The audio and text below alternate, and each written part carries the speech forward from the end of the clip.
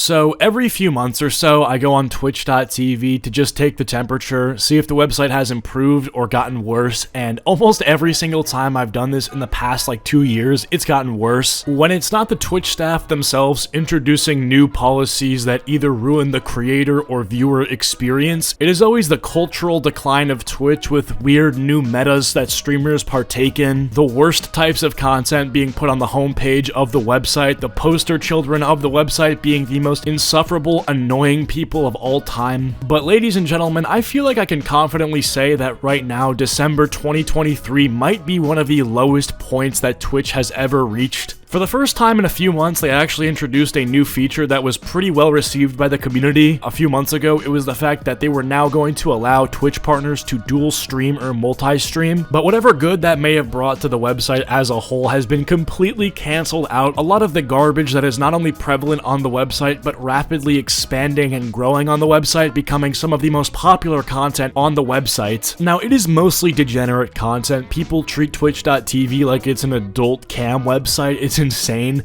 Like, there is more diverse, we'll call it interest content on Twitch than I can think of like on other websites. You will have an easier time finding like obese furry foot content on Twitch than you will on like adult websites. That's just a fact. And I know this because I've literally been on Twitch and accidentally found this stuff. I used to do these streams where I would try to rizz up girls on Twitch and I would literally stumble on like obese furry streamers. It's like, dude, how are these people even on here? And if you're into that, I mean, you know, that's fine. You do you. I mean, I personally think you're a freak of nature and I would never talk to you or shake your hand without washing it profusely afterward.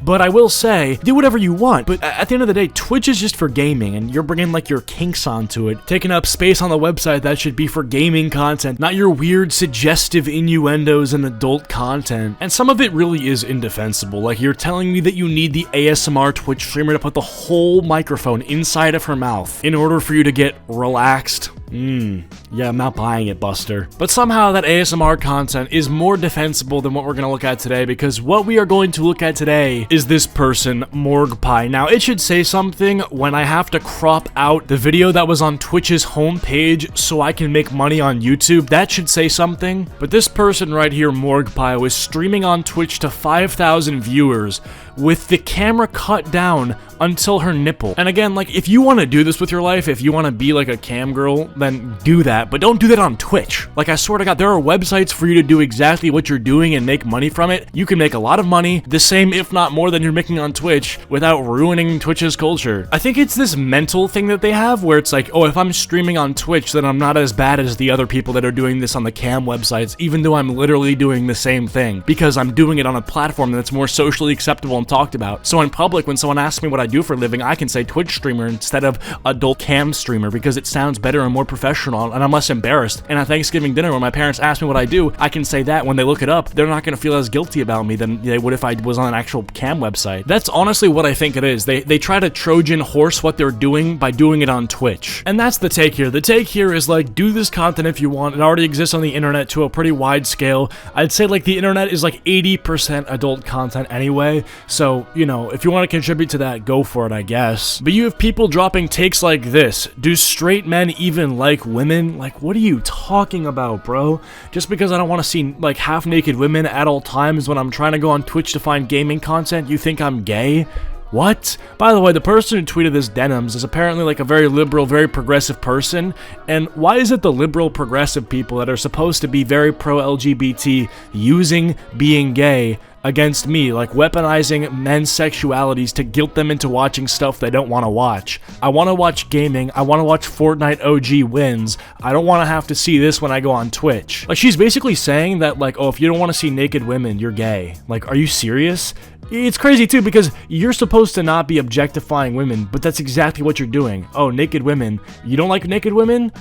I thought you straight, thought you liked naked women. It's like, dude, you're objectifying. Now, this Morgpie person isn't the only one who's been kind of part of this ethot topless streamer meta. iShowSpeed recently collaborated with another one of these girls who I'm not even gonna name. Just so you know, I used to be able to watch Twitch while I was in class in middle school. I watched Ninja play Fortnite with Drake, and the world stopped to watch that event. Now I can't can't even pull this up in school. It's crazy to say because everyone thinks Kick is the most unhinged streaming platform where the worst streamers flock to. Maybe that's true, but at the same time, if we played public streamer roulette, like I'm in public and both Twitch and Kick, I pick one random streamer to watch in public, I honestly feel like my odds are better getting a normal streamer on Kick. Or at least one where I don't have to like tilt the screen away from people so they can't see what I'm watching, you know? Same thing with Rumble and all these other streaming platforms that are rising in popularity. I mean, definitely YouTube. So why is Twitch having so much of an issue with degeneracy and cancer on their website? On top of all of this, you have people saying that Twitch is a racist website. Twitch streamers' viewers increased after using a picture of a white man rather than his own camera. Twitch streamer Just Relax Kid went viral after pointing out what seemed to be a huge viewership increased after switching from his camera to a drawing of a white man.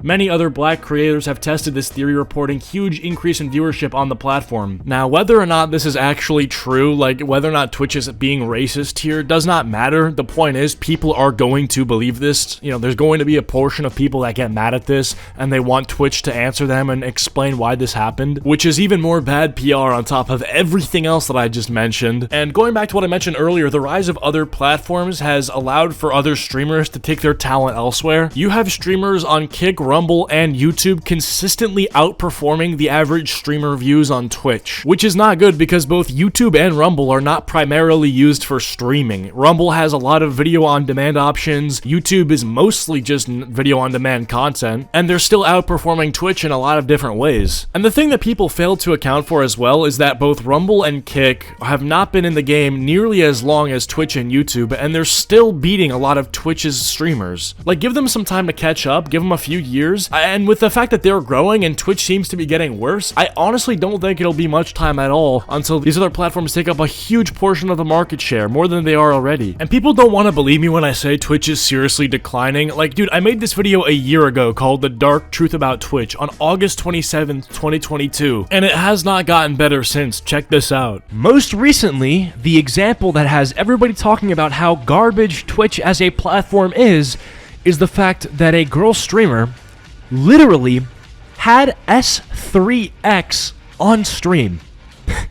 I'm not making this up. Like, literally just decided on stream on a Twitch, which is supposed to be somewhat targeted toward like teenage boys, had S3X live. And what did she get? You're thinking, oh, month ban, you know, I don't know, permaban? No, 7 days. 7-day ban for literally producing adult content in front of like teenage boys live. 7 days. But we're gonna look at the men now on Twitch who have gotten completely just annihilated by Twitch and their double standards for the most bullshit thing. Now, the first thing we're gonna look at is Jadion, because 7 months ago he got permanently banned, okay, big emphasis on the permanently banned on Twitch for sending a quote-unquote hate raid to Pokimane. The context for this quote-unquote hate raid was that Jadion was complaining on stream that people who tier 3 sub to Pokimane are usually lonely, desperate men who think that they have a shot at dating Pokimane. At the end of Jadion's rant, he basically checked out Pokimane's stream live and encouraged his chat to go into her stream and type in the chat L plus ratio. But I don't really think anybody thinks that the permanent ban on Twitch was worth it. Especially when you consider the aftermath of him literally, you know, becoming friends with Pokimane, buying her Chick-fil-A, and just vibing out together. Like, obviously, it's not a big deal. So yeah, Twitch is falling right now, and the analysis from my weatherman and the forecast says that it's going to continue to fall until further notice or until something radical changes. So yeah, that's about that. If you guys ended up enjoying this video, leave a like and subscribe if you're new. Comment down potato if you made it to the end of the video, and I will see you guys all in the next one. Goodbye.